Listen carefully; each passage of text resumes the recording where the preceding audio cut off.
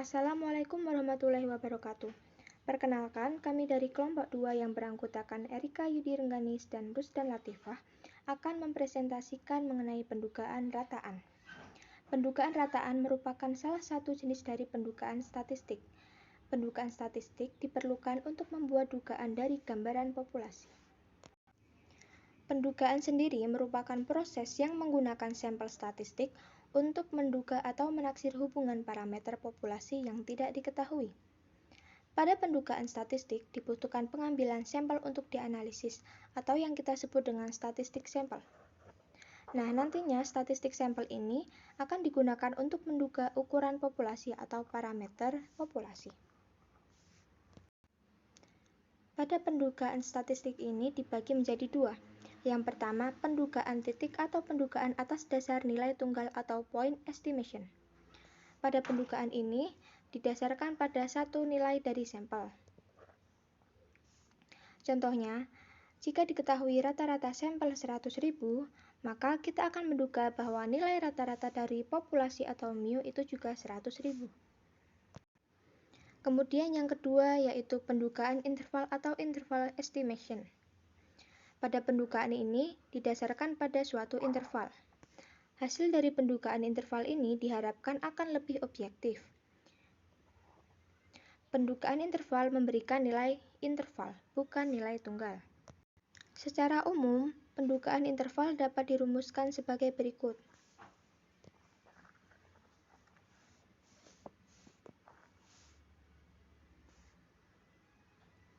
Silahkan dilihat sendiri ya, untuk rumus dan penjelasannya. Dalam melakukan estimasi populasi atau rataan, maksudnya untuk mengestimasi rataan populasi menggunakan sampel itu kan kita harus mengetahui seberapa yakin kita dalam mengestimasi data tersebut. Maka dibutuhkan interval keyakinan. Nah, interval keyakinan ini merupakan interval di mana diharapkan parameter populasi itu terletak. Interval keyakinan itu yang digunakan itu biasanya 95% dan 99%. Untuk interval 95% itu mengindikasi bahwa 95% dari rata-rata sampel yang diambil itu dari suatu populasi akan terletak pada kurang lebih 1,96 deviasi standar dari rata-rata populasi. Nah, nilai 1,96 ini diperoleh dari tabel distribusi normal Z dengan luas 50% dikurangi 2,5% atau 0,475. Kemudian pada tabel distribusi normal, kita mencari angka yang mendekati 0,475. Kemudian untuk interval keyakinan 99% itu mengindikasi bahwa 99% dari rata-rata sampel yang diambil dari suatu populasi akan terletak pada kurang lebih 2,56 deviasi standar dari rata-rata populasi. Untuk pendugaan yang baik itu memiliki ciri-ciri sebagai berikut ya. Yang pertama itu tidak bias. Artinya, statistik sampel yang digunakan sebagai penduga harus sama atau mendekati populasi yang diduga. Yang kedua, konsisten. Artinya, jika ukuran sampel meningkat, maka statistik sampel akan semakin mendekati parameter populasinya. Atau jika N atau jumlah sampel itu membesar, maka standar deviasinya mengecil. Kemudian yang ketiga, efisien. Artinya, statistik sampel memiliki standar deviasi yang kecil. Kemudian, untuk pendugaan rata-rata populasi atau mu dengan selang kepercayaan ditentukan sebagai berikut. Yang pertama, jika pendugaan rata-rata sampel itu N-nya atau banyak sampelnya itu lebih dari sama dengan 30, maka interval kepercayaan kepercayaan bagi mu jika sigma diketahui itu seperti ini. Sedangkan untuk interval kepercayaan bagi mu jika sigmanya itu tidak diketahui, itu seperti ini. Jadi kalau sigmanya diketahui kita pakai sigma, kalau tidak diketahui kita memakai S. Jika pendugaan rata-rata sampelnya itu kecil atau banyak sampel itu kurang dari 30, maka untuk interval kepercayaan bagi mu jika sigmanya diketahui itu kita menggunakan rumus ini. Kemudian jika sigmanya itu tidak diketahui, kita menggunakan distribusi T. Nah, maka kalau memakai distribusi T itu tentunya kita memiliki derajat kebebasan atau N-1. Agar lebih paham, coba perhatikan contoh soal berikut.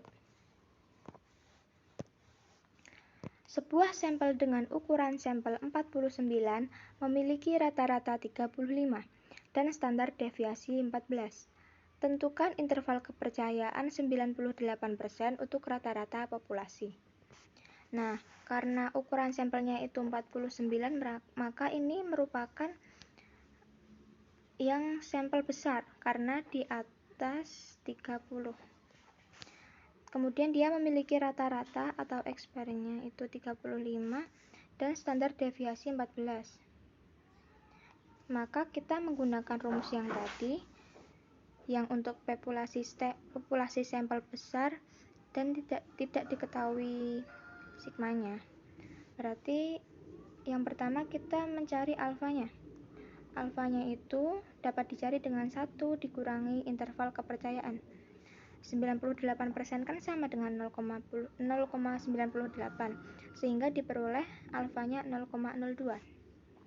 Sehingga Z alfa per 2-nya itu 2,326.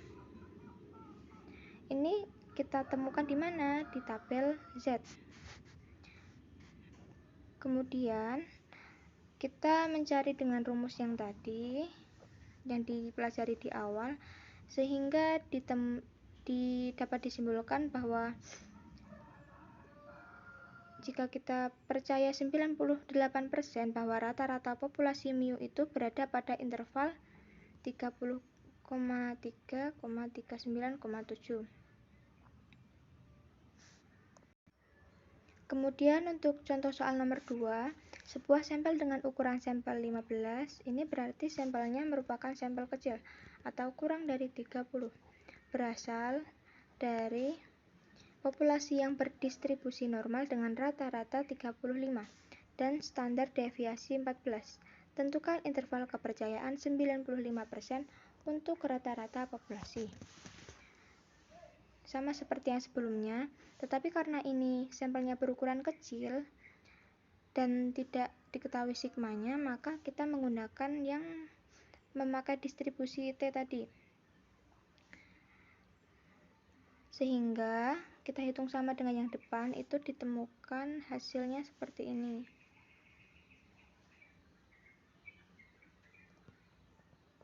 Jadi kita percaya 95% bahwa rata-rata populasi mu berada pada interval 27,2 dan 42,8.